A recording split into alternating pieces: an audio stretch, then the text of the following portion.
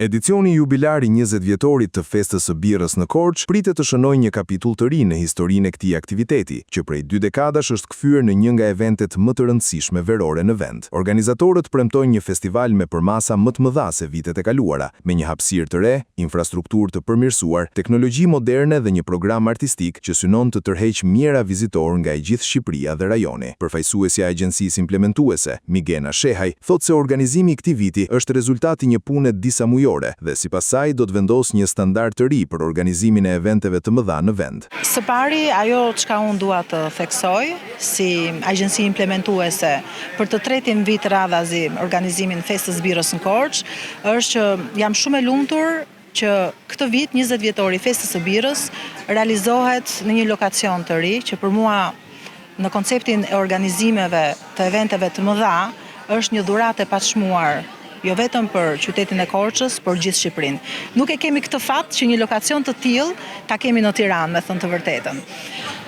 Në 3 vite organizim që unë si Media Production kam mbi organizimin e festës së birrës, ajo çka dua të theksoj është që kemi një rritje në nivel shumë të lartë të organizimit dhe të pjesëmarrjes në këtë event. Pjesëmarrja e kompanive është trefishuar. Përtej ndryshimit të vendndodhjes, një nga risit më të mëdha të këtij edicioni do të jetë koncepti artistik. Organizatorët kanë investuar në teknologji të avancuar dhe efekte skenike, të cilat synojnë ta kthejnë çdo mbrëmje të festivalit në një spektakël të mirëfillt. Sipas Shehajt, publiku do të përjetojë një shfaqje që nuk është realizuar më parë në Shqipëri, ndërsa ambicia është që ky edicion të mbahet mend jo vetëm për emrat e artistëve, por edhe për eksperiencën vizuale që do t'u ofrohet të pranishmëve. Sa i përket linjës artistike, elementët përbërës që do të ketë këtë vit janë shumë të veçantë, duke qenë se teknologjia ka avancuar shumë, di të them që për herë të parë Korça do përjetojë një show, një spektakël të jashtëzakonshëm që nuk është bërë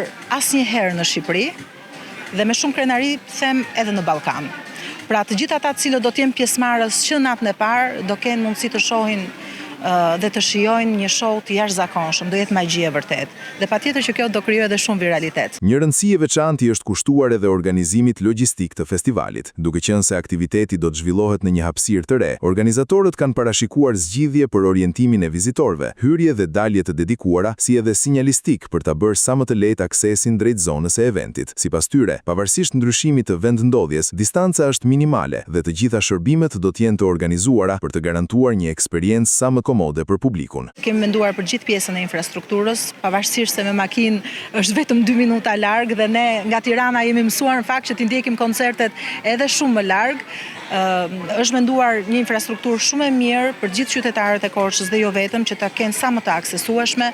Patjetër tek poli jugu do të jenë të gjitha orientimet e duhura që të gjenden shumë mirë zonat ku ato do qëndrojnë. Pjesë e rëndësishme e programit mbetet edhe skena muzikore, ku përgjatë 5 netëve do të performojnë artistë të njohur të muzikës shqiptare dhe të huaj. Organizatorët thonë se përzgjedhja e emrave është bërë për t'u përgjigjur shijeve të ndryshme të publikut, duke sjellë në Korçë një program që përfshin artistë të zhanreve të ndryshme dhe që synon të mbajë gjallë atmosferën gjatë gjithë festivalit. Këngëtarët janë një element shumë i rëndësishëm i eventit. Kemi emra shumë të mirë nga Alban Skënderaj, Aurela Gaçe, Dafina Zeqiri, Angela Peristeri, Three Dots, Endri dhe Stefi, Ivi Adamu, Luiz Eli, Triandafilo, se shumë të tjerë, sepse realisht nuk kemi kursyer që ky 20 vjetori festës së birrës të ketë më të mirën e mundshme për të gjithë njerëzit. Një tjetër veçori që organizatorët e konsiderojnë një nga pikat më të forta të festivalit është fakti se hyrja do të jetë e lirë për të gjithë vizitorët. Ndërkohë, për ata që dëshirojnë një eksperiencë më të organizuar, do të ofrohet mundësia e rezervimit të tavolinave nëpërmjet platformës online, një praktikë ndjekur edhe në edicionet e mëparshme. Sipas organizatorëve, pagesa e rezervimit do të rikthehet në konsum gjatë festivalit, duke ruajtur karakterin gjithëpërfshirës të aktivitetit. Është shumë e rëndësishme të theksohet që është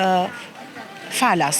Pra është një festival, është një event falas për të gjithë. Kemi edhe zonën me rezervime për gjithë ata të cilët duan të kenë tavolinën e tyre, siç kemi proceduar edhe në 2 vitet e kaluara, nëpërmjet një rezervimi online, pagesa e cila bëhet nga familjarët automatikisht kthehet në konsum.